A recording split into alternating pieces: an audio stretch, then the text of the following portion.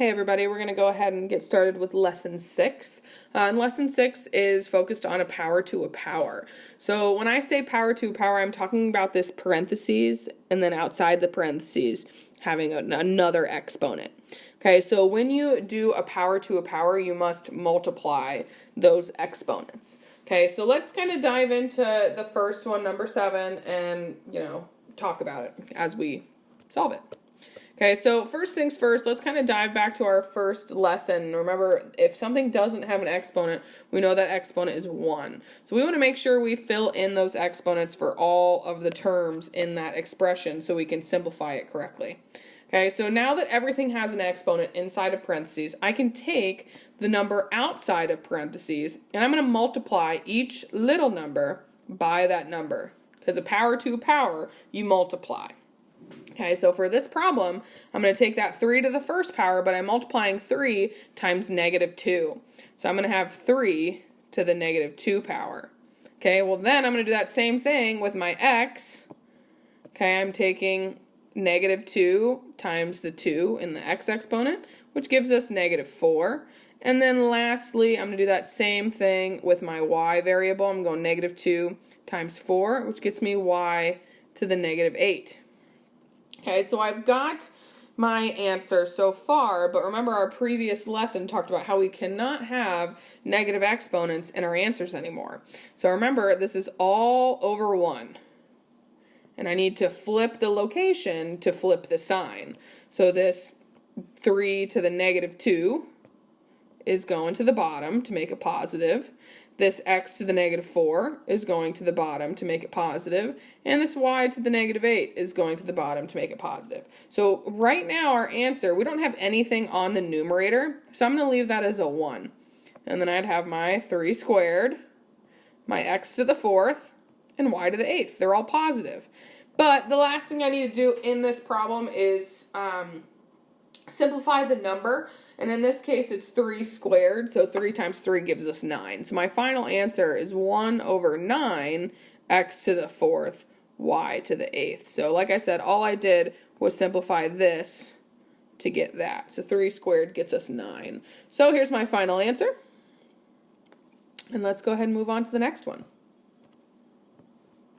All right, so again, the process, our first step, we need to make sure that everything has an exponent. So if you're looking at number 8, we can see that 4 does not have an exponent. So I'm going to go ahead and put a 1 next to that 4. Well, now I'm going to go ahead and take that exponent on the outside and multiply it by each part. Okay, so let's start with our first term. I'm going 4 times 1, which gives us 4 to the 4th. Okay, our next term is my x, so I've got 4 times negative 1, which gives us x to the negative 4. And then lastly, I have to do my y term, so I'm taking that 4 and multiplying it by 3, which gives me y to the 12th. Okay, so in this problem, again, we have to simplify our numbers and move our exponents. So the first thing I'm going to do is find out what 4 to the 4th is. And that is 256. Okay, so I've got 256 on the top. Remember, this is all over 1. But notice, our x to the negative 4 can't stay there. So it needs to go to the denominator to make it positive. So then I'll have x to the 4th on the denominator. But my y to the 12th is positive, so that's going to stay where it is. So I'm going to keep that y to the 12th on the top with that 256. And then that's my final answer. Okay, yes, I know this stuff is getting more challenging, but please keep trying. If you're stuck on a certain problem on your worksheet, just email me and I can kind of walk you through it with a video like this. All right, so let's keep going. Let's take a look at our next one. This one's a little smaller, so that's kind of nice. So again, our first step, does everything have exponents? And in this case, no, the 2 does not. Okay, so I'm adding a 1 to the 2. And then I'm going to go ahead and take my power to power and multiply. So my first term, I'm going to take that 3, multiply it by my exponent 1, and 3 times 1 gets me 3. So I'm going to have 2 cubed. Okay, and then I'll do that same thing with my next term.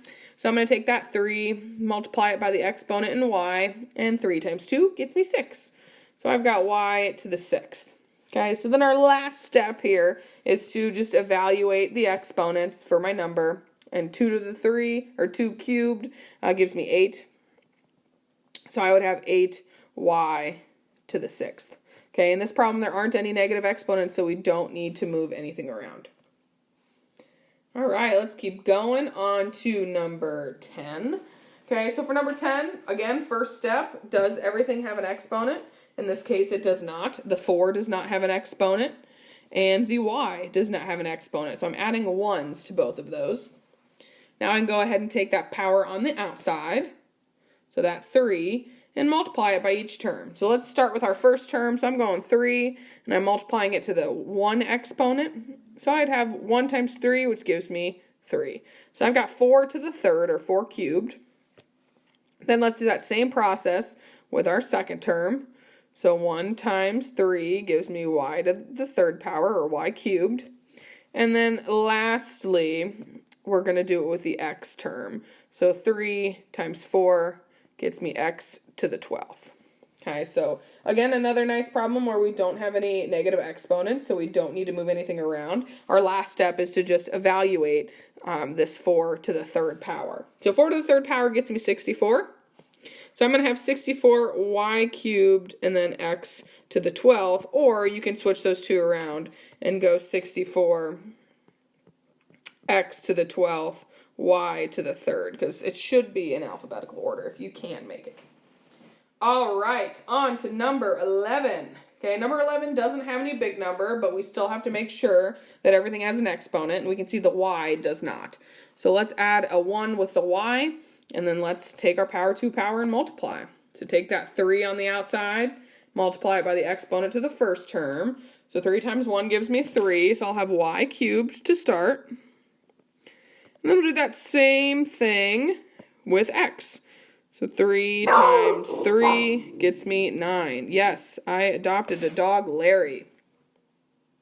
And Larry just saw a squirrel outside, so my apologies for him barking. So the last thing we need to do in this problem is just put it in alphabetical order. So let's put that 9, x to the 9th first, and then y cubed second. And that's my final answer. All right, one more problem here. A little bit longer. So again, we need to make sure, does everything have an exponent? And in this problem, it does not. The 2 does not have an exponent, so let's add a 1 there. And now let's go ahead and take that 4 to everything, every exponent in that expression. So 4 times 1 gives me 4, so I'm going to have 2 to the 4th. Okay, I'm going to do that same thing with my second term. So 4 times negative 1 gets me u to the negative there we go, to the negative 4. And then lastly, I've got 4 times negative 4, which gives me v to the negative 16. Okay, so I've got everything multiplied. Now I just need to simplify. So remember, the first thing we got to do is simplify the number. So 2 to the 4th gives me 16. So this is 16. But keep in mind, this is like all over 1. So we need to move my u and my v to make them positive. So u to the 4th is moving to the bottom, and v to the 16th is moving to the bottom for my final answer. Okay, again, if you guys have any questions, please let me know. I know this stuff can be tricky, but keep trying, and you can do it. I believe in you guys. Bye.